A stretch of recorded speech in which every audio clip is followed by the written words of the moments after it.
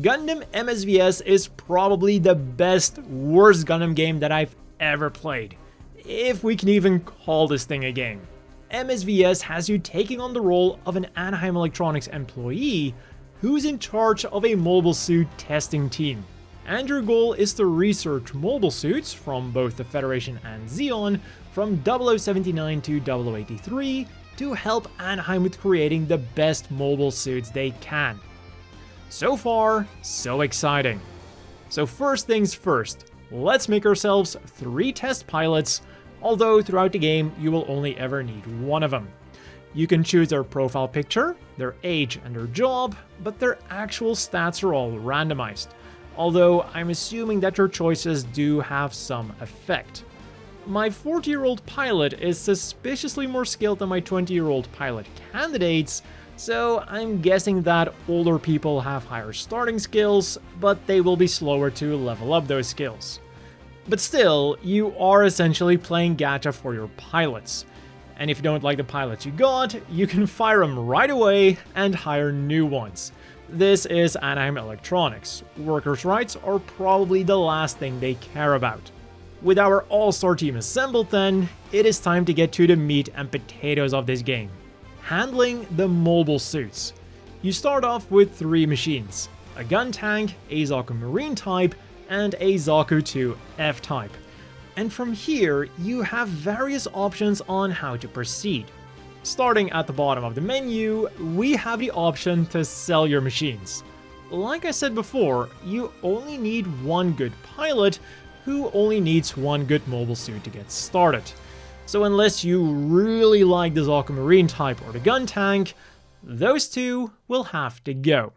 Which then gives us enough money to seriously upgrade our Zaku 2 F type. Or you can go to the store to purchase a gym, which you can upgrade instead. Guess what I did?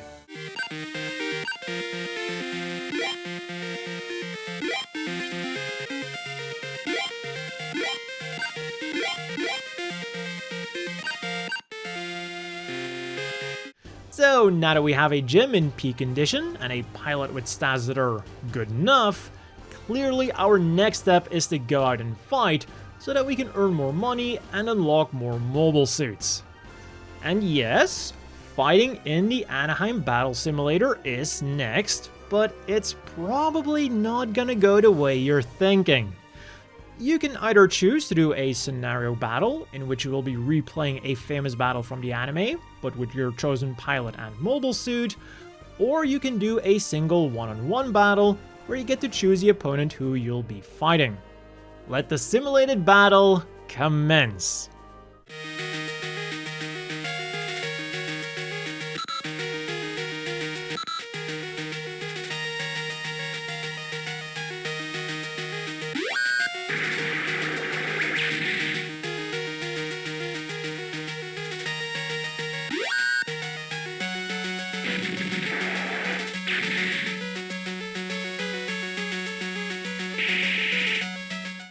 I think it's important to mention here that I'm not pressing any buttons, nor am I actually really supposed to press any buttons. This is the game. The only thing I can do is give some vague orders to the pilots, like focus on mid-range combat or focus on long-range combat, but that's it. So, did I mention that this game came out in 1999? That year, some Japanese kid got this for Christmas, whereas another kid got Pokemon Silver for Christmas.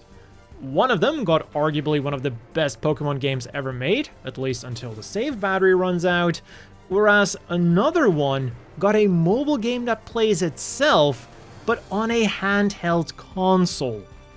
At least the attack stills are very pretty to look at. With the battle over then, it's pretty much just rinse and repeat. You unlock new mobile suits, you buy them, you customize them, and you use them in battle, giving Anaheim their precious data. And this is also one of the game's strong points. There's over 70 mobile suits to collect, from series like the original Gundam, 0080, 0083, the 08th MS team, and even mobile suit variations, which by the way is part of the title's wordplay. You can read it as MSVS, Mobile Suit Versus, but MSV is also short for Mobile Suit Variations. So yeah, while the gameplay isn't very varied, there is a lot of content. The problem just is it any fun? And here's the weird thing. Even though I've barely said anything good about this game, I actually really enjoyed my time with it. But that also had to do with buying it for cheap as a second-hand game. Basically, I used it like an idle game. From my dorm to my university was only a short walk, so I would put on a battle, put my WonderSwan in my breast pocket, and by the time I got to university, the battle would be long over, allowing me to admire the results of the AI's labor. For the $3 whole that it cost me, I got my money's worth and then some. And it's also a pretty unique concept, like name me another Gundam game where you are a white-collar worker for Anaheim. So nowadays, if you can find it for a good price, or, you know, you can get access to it by some other means, I can totally recommend you to give it a shot.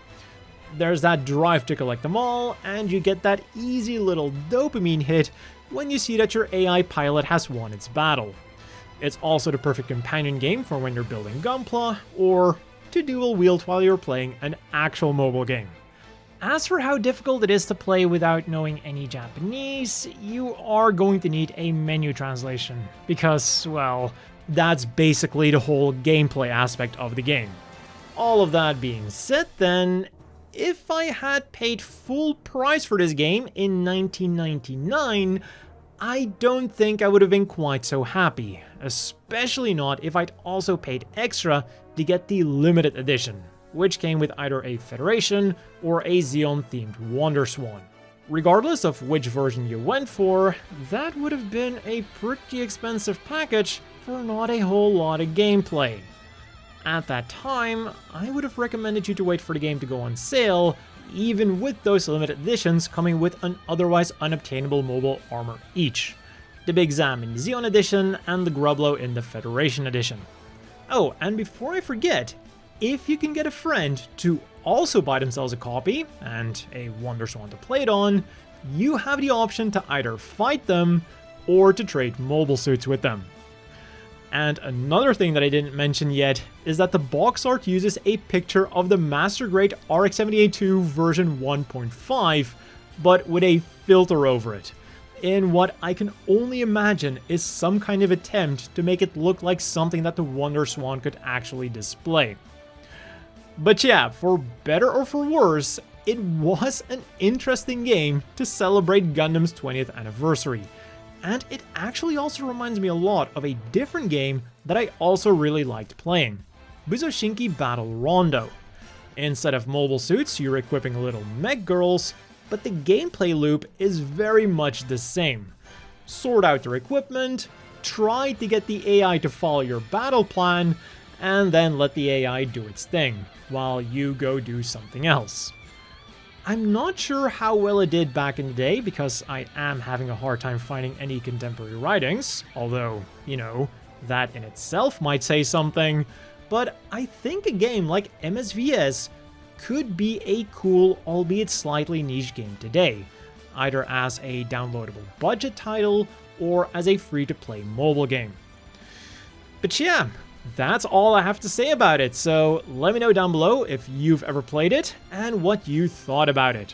As always, a big thank you to the Patreon supporters. I hope everyone watching has a great day, and I'll see you all next time.